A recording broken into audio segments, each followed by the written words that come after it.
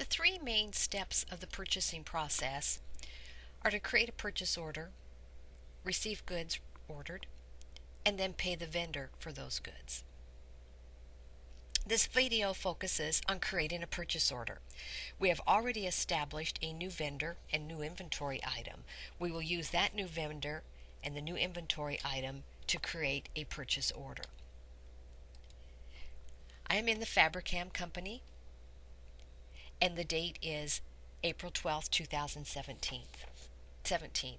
I will click on Purchasing in the left panel, and then I will click on Purchase Order Entry in the Transaction group. We're going to use the Tab key to click through the various items in the top part of this purchase order. You can see that the purchase order defaulted with the type of standard, and you can tell from the drop down that you could also have a drop ship or a blanket order, but this is a standard order. As I press Tab, you can see that the purchase order field is automatically filled.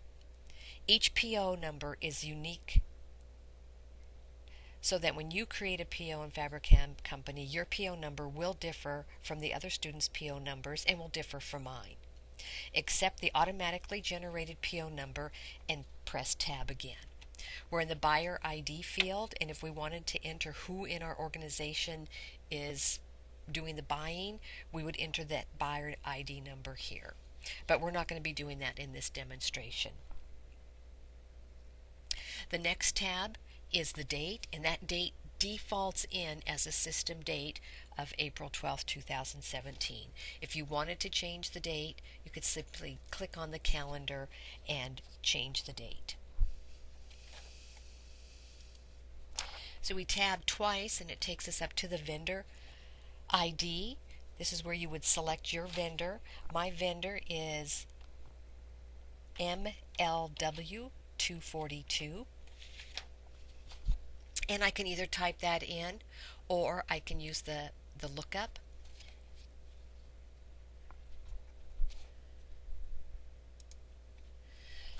I tab again and the name field automatically fills. This gives you a visual check. This is a closed loop verification, and you can visually check that you've entered the correct vendor ID.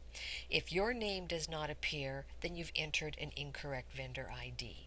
We press Tab again and we're down to the currency ID field. Again, this is defaulted as US dollars. We will tab once more and we're ready to enter an inventory item on line 1. My item, again, you can either type it in or you can look it up.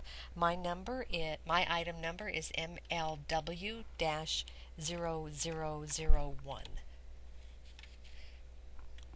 Whoops. MLW-242001.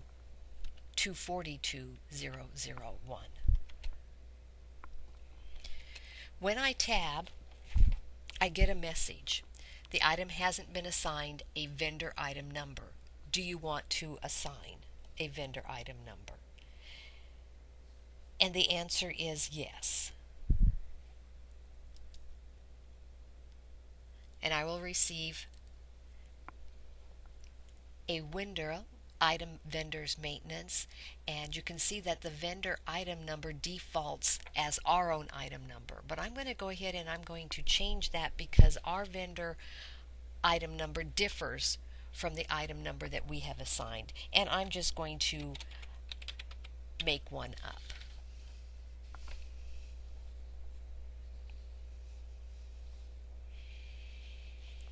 In an actual business situation, this cross-referencing helps in comparing the vendor item number with your item number.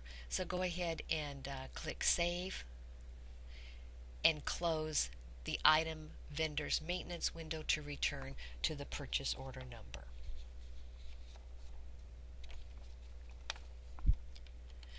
The unit of measure. Now you'll note that as I tabbed over, the item description color printer again gives us another visual, defaults in.